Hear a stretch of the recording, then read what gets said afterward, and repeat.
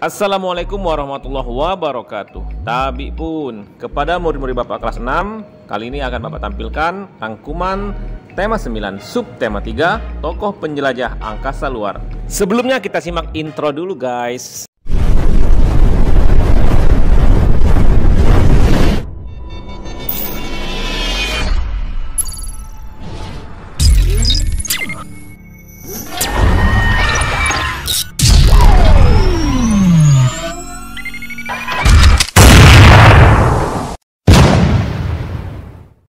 Baiklah, yang pertama kita masuk ke pelajaran IPA tentang tokoh penjelajah luar angkasa.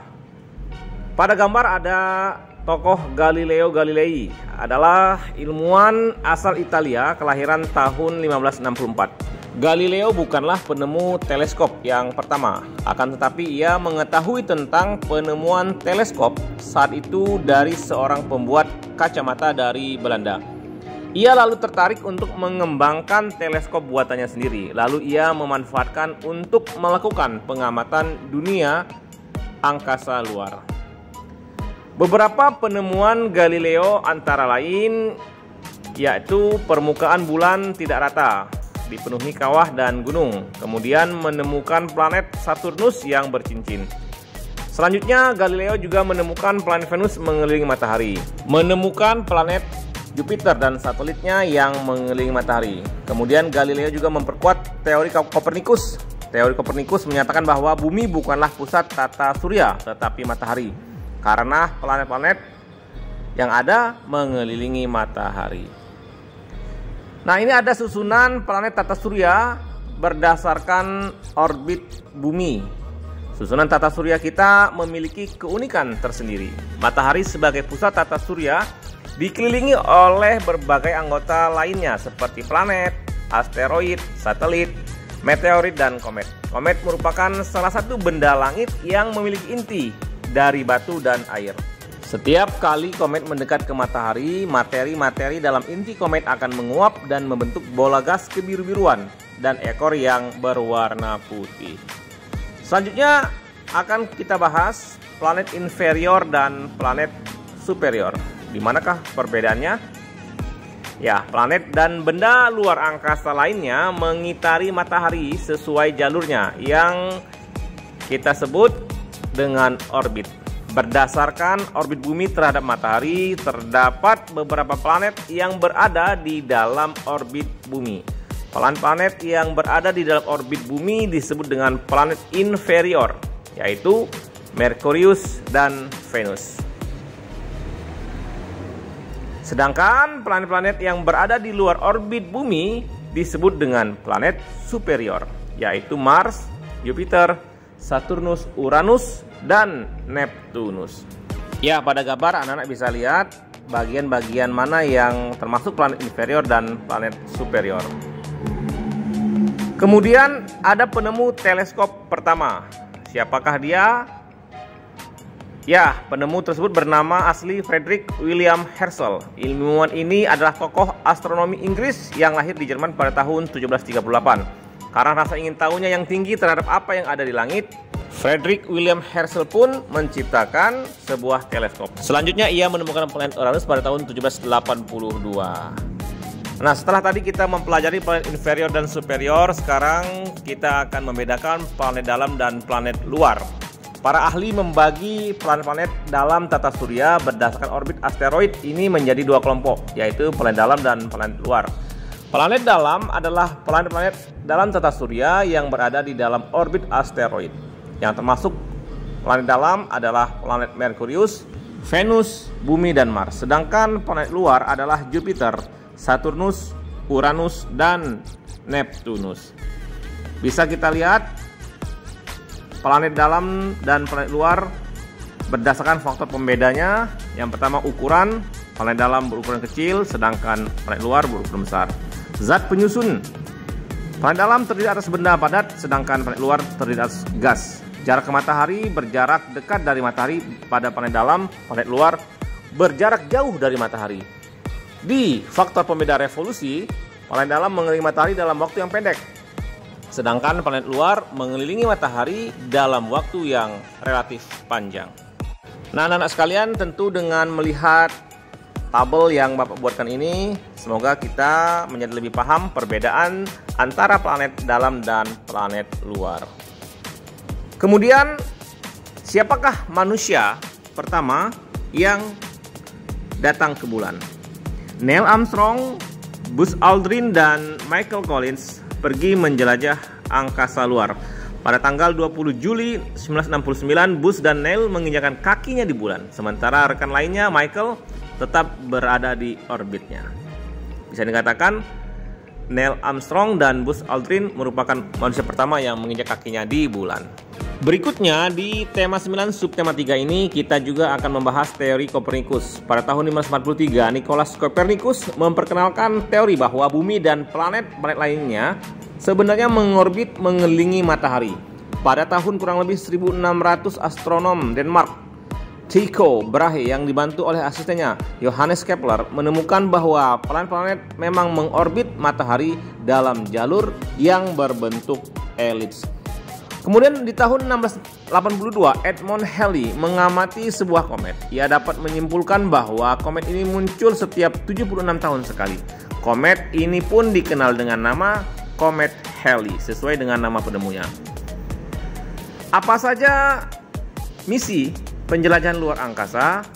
Pada tahun 1957, Soviet meluncurkan Sputnik 1, yakni pesawat angkasa luar pertama. Yuri Gagarin dari Rusia menjadi orang pertama yang melakukan perjalanan ke luar angkasa. Stasiun luar angkasa Salyut dikirimkan Soviet untuk pertama kali pada tahun 1971 dan disusul oleh Amerika dengan Skylab 2 tahun kemudian. Pesawat penjelajah diluncurkan seperti pionir ke Jupiter pada tahun 1972. Pada tahun 1977, pesawat Voyager mengeksplorasi Jupiter, Saturnus, Uranus, dan Neptunus. Pada tahun 1981 diluncurkan pesawat ulang-alik pertama, Columbia. Kemudian di sini juga kita akan mengenal siapakah Dr. Pratiwi Sudarmono. Ya, Dr. Pratiwi Sudarmono adalah wanita Indonesia pertama yang lolos seleksi NASA atau Badan Antariksa Amerika Serikat untuk menjelajah angkasa luar. Sedianya Dr. Pratiwi akan diberangkatkan sebagai kru spesialis dalam peluncuran satelit Indonesia, yakni Palapa B3. Pada tahun 86, pesawat ulang-alik Challenger meledak dalam penerbangannya. Oleh karena itu, NASA membatalkan penerbangan dan Palapa B3 diluncurkan tanpa kehadiran astronot asal Indonesia. Nah, baik anak sekalian, sekarang kita akan memasuki pelajaran yang kedua, yakni bahasa Indonesia. Akan dibahas tentang unsur cerita fiksi. Cerita fiksi adalah sebuah karya yang dihasilkan oleh penulis berdasarkan imajinasinya. Isi dalam sebuah cerita fiksi merupakan hasil imajinasi, khayalan, atau rekaan dari penulis tersebut. Unsur cerita fiksi antara yang pertama, tema atau ide pokok. Kemudian latar adalah keterangan mengenai tempat, waktu, dan suasana yang sedang terjadi. 3 tokoh adalah setiap individu yang ada di dalam cerita dengan karakternya. 4, alur adalah rangkaian kejadian. Dan yang kelima adalah amanat atau pesan yang ingin disampaikan penulis melalui cerita tersebut. Ya, tentunya kita sudah mengenal dan sering sekali membaca cerita-cerita fiksi, khususnya kumpulan dongeng-dongeng tentang si kancil. Di pelajaran SBDP akan kita bahas tentang seni patung. Patung merupakan benda 3 dimensi yang memiliki tinggi, panjang, dan lebar tertentu dan dapat disentuh. Salah satu teknik membuat patung adalah teknik merakit. Teknik merakit dilakukan dengan merangkai atau merakit beberapa potong bahan-bahan untuk membentuk sebuah patung. Dalam membuat patung dengan teknik ini diperlukan alat-alat yang sangat tergantung pada bahan yang akan kita gunakan. Kemudian anak sekalian, di pelajaran IPS akan dibahas modernisasi teknologi transportasi. Transportasi masa kini telah menunjukkan kemajuan yang pesat, baik transportasi darat, transportasi air, dan transportasi udara. Transportasi atau angkutan pada masa lalu awalnya menggunakan tenaga manusia, contohnya dengan cara dipikul, digendong, atau didorong. Kemudian berkembang menggunakan tenaga hewan seperti kuda, keledai, dan gajah. Alat transportasi darat semula menggunakan tenaga manusia. Seperti yang masih sering kita lihat, ada sepeda, becak, dan gerobak dorong. Kemudian berkembang menggunakan tenaga hewan, seperti pedati yang ditarik oleh sapi, delman ditarik kuda, dan sebagainya. Transportasi laut yang menggunakan tenaga alam atau angin, seperti perahu layar. Transportasi laut yang menggunakan tenaga manusia, misalnya rakit dan perahu dayung. Alat angkutan darat modern setelah berkembang pada umumnya menggunakan mesin dengan kekuatan dan kemampuan yang berbeda-beda. Kendaraan penumpang seperti sepeda motor, bemo, mobil, bus, dan kereta api. Sedangkan kendaraan angkutan barang antara lain truk tangki, kereta api barang, dan mobil box. Alat angkutan laut contohnya ada kapal feri, motorboat, dan kapal peti kemas, dan angkutan-angkutan lainnya. Angkutan udara contohnya seperti pesawat terbang.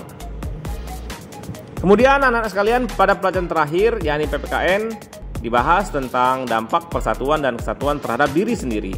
Salah satu dampak peristiwa persatuan dan kesatuan terhadap diri sendiri adalah munculnya sikap tenggang rasa dan rasa senasib sepenanggungan. Ketika berbagai pihak bersepakat untuk menyatukan tujuan bersama, setiap anggota akan merasa diuntungkan karena tujuan bersama akan tercapai. Nah, anak sekalian, demikianlah rangkuman tema 9 subtema 3 ini Bapak sampaikan. Terima kasih telah menyaksikan. Semoga bermanfaat dan dapat menginspirasi. Bapak akhiri, wassalamualaikum warahmatullahi wabarakatuh.